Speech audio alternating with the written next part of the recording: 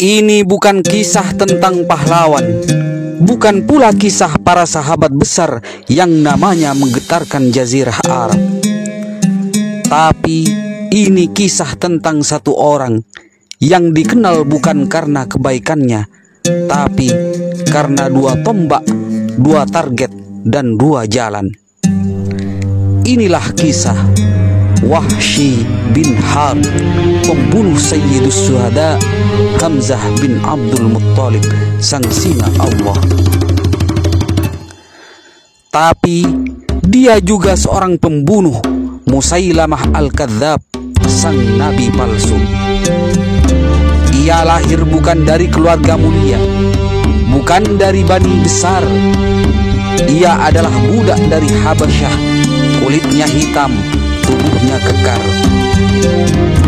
Dan sejak kecil ia sudah belajar menunduk mengintai musuh dengan tombaknya.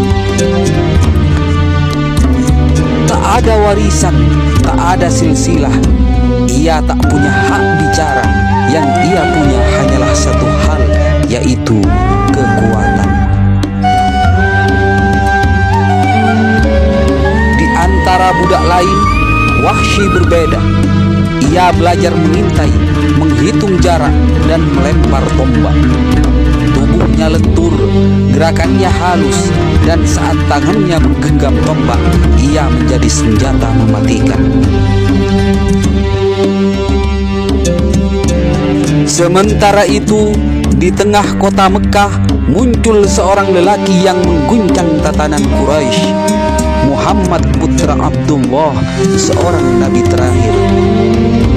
Dan satu nama yang menjadi mimpi buruk bagi para musuh Muhammad, yaitu Hamzah bin Abdul Muttalib. Dan inilah awal dari rencana berdarah itu, seorang budak dan sebuah janji kebebasan dengan satu syarat, darah Hamzah bin Abdul Muttalib. Hari itu datang, pasukan Quraisy berangkat menuju Uhud dengan 3.000 pasukan dan satu tekad membalas kekalahan di perang Badar. Ketika pasukan kafir Quraisy hendak berangkat ke Uhud, Jubair bin Mut'im memandangi Wahsy bin Harb dan berkata, "Wahai Abu Dasmah, maukah kamu merdeka dan tidak menjadi budakku?" Wahsy balik bertanya, "Dengan cara apa kau akan membebaskanku?" Jubair menjawab, "Jika kamu membunuh Hamzah bin Abdul Muttalib paman Muhammad demi membalaskan kematian pamanku Tu'aimah bin Adi, maka kamu merdeka."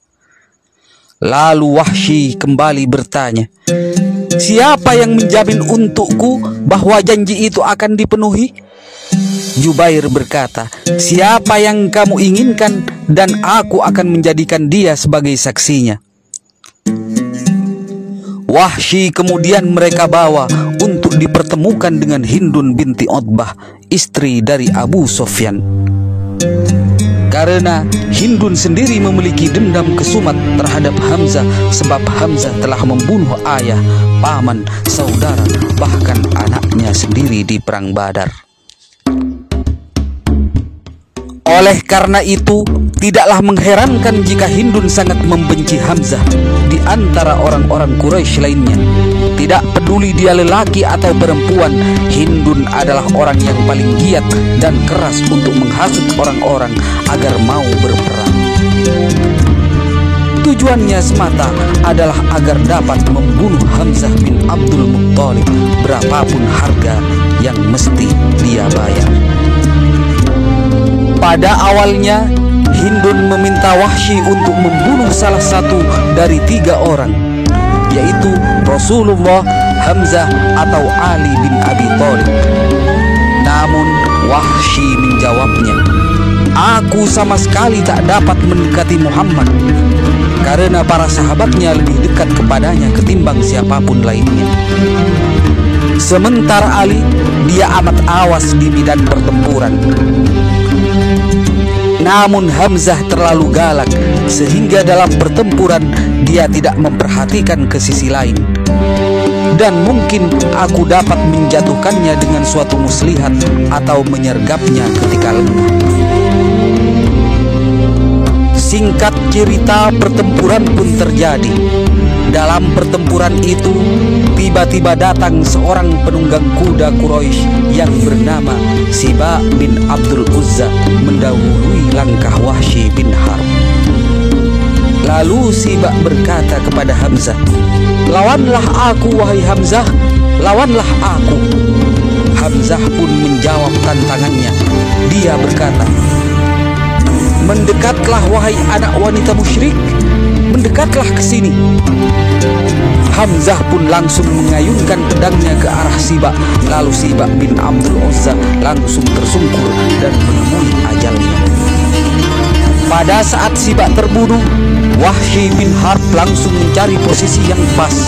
Setelah merasa mendapatkan posisi yang tepat, Wahsy bin Harb langsung menembakkan tombaknya ke arah Hamzah dengan sekuat tenaga, sehingga tombak itu mengenai perut bagian bawah Hamzah dan tembus hingga ke belakang. Hamzah bin Abdul Muttalib berusaha mendekati Wahsy dengan berjalan tertatih-tatih. Namun hanya 2 langkah saja, Hamzah langsung tersungkur dengan tombak Wahsy yang masih menancap di tubuhnya. Wahsy hanya melihatnya saja dan mendiamkan sesaat sambil memastikan bahwa Hamzah bin Abdul Muttalib telah wafat.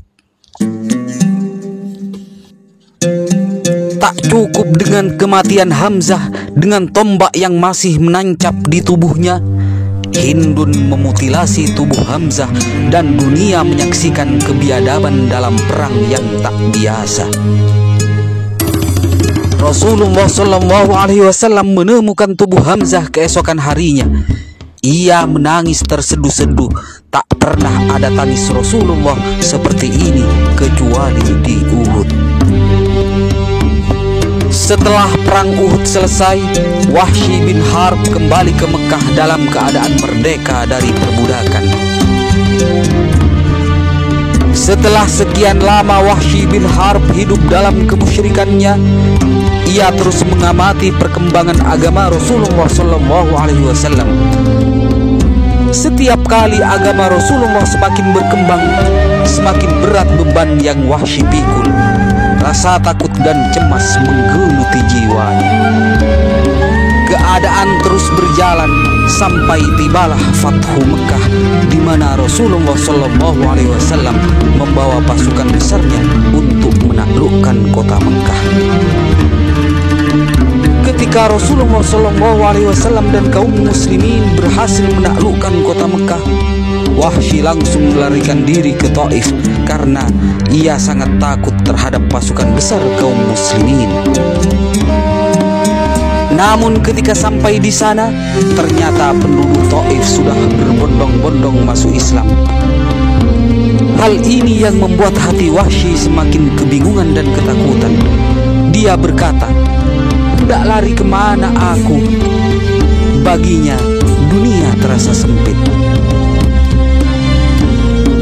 Pada saat Wahsy sedang kebingungan, tiba-tiba seorang laki-laki yang baik mendekati Wahsy dan berbisik, "Wahai Wahsy, celakalah kamu. Demi Allah, sesungguhnya Muhammad tidak akan membunuh siapapun yang masuk ke dalam agamanya dan bersaksi dengan syahadatul haq." Begitu Wahsy bin Harb mendengar kata-kata laki-laki tersebut, ia langsung pergi ke Madinah untuk menemui Rasulullah SAW. Diriwayatkan dari sahabat Ibnu Abbas radhiyallahu an, beliau menceritakan,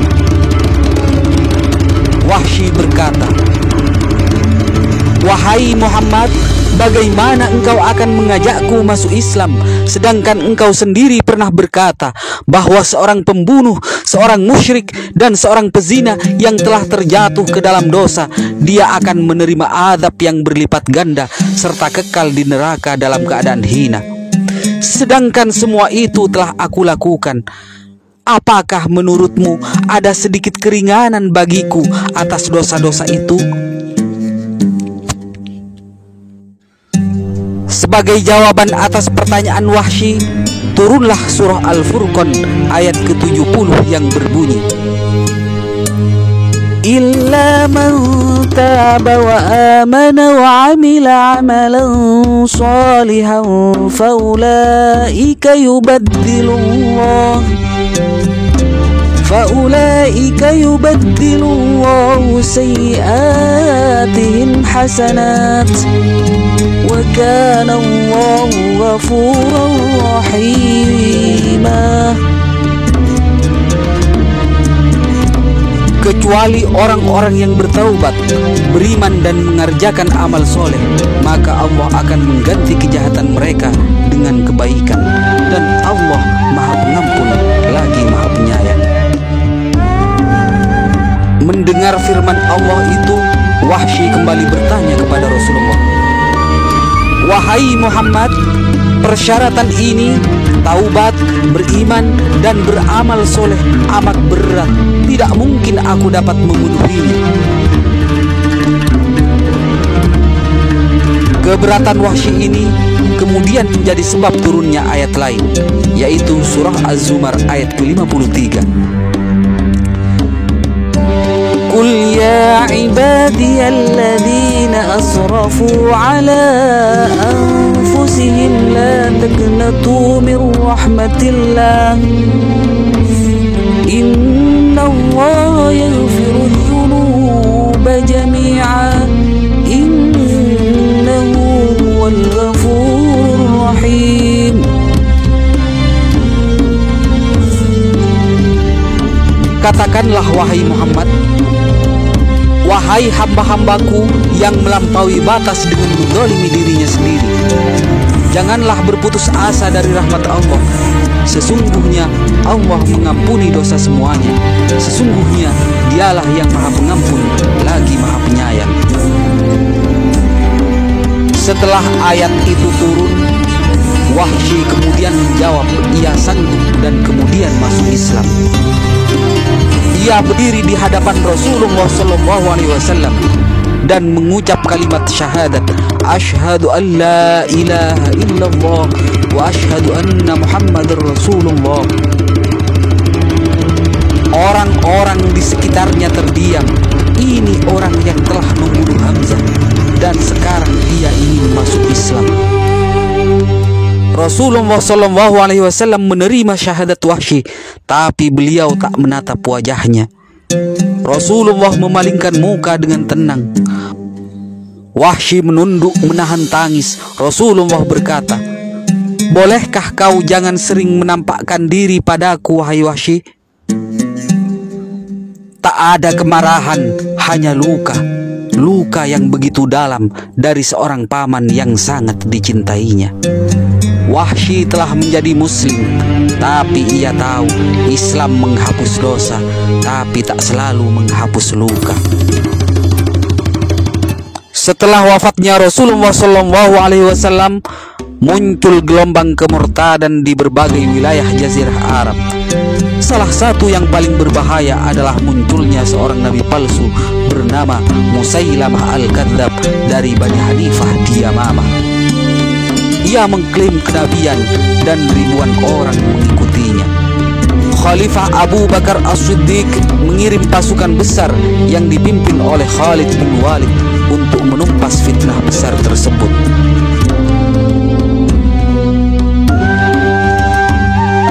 Di antara barisan pejuang itu ada seorang lelaki yang pernah membuat Rasulullah SAW menangis. Seorang lelaki yang membawa beban sejarah di punggungnya. Dialah Wahsy bin Harb, sang pembunuh singa Allah, Sayyidina Hamzah bin Abdul Muttalib. Tapi hari itu ia bukan lagi pembunuh, ia datang sebagai penebus. Dengan tombak inilah aku bunuh Hamzah, dan dengan tombak ini pula aku akan membunuh Musailamah Al-Kadzab demi menebus dosaku.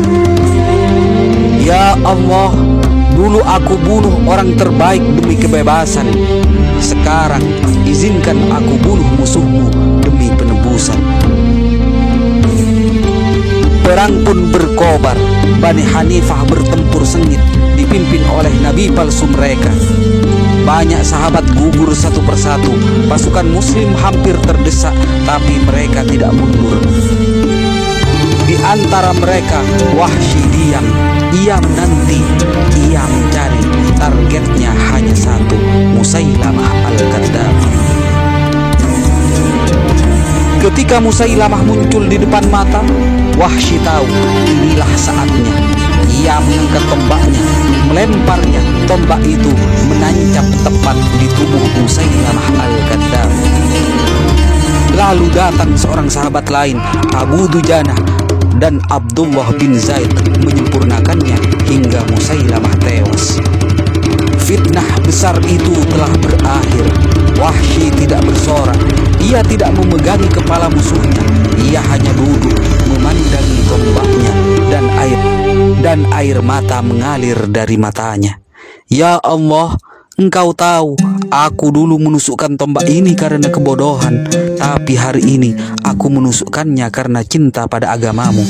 Terimalah taubatku ya Allah. Dan sejak hari itu Wahsy tak lagi memegang tombak.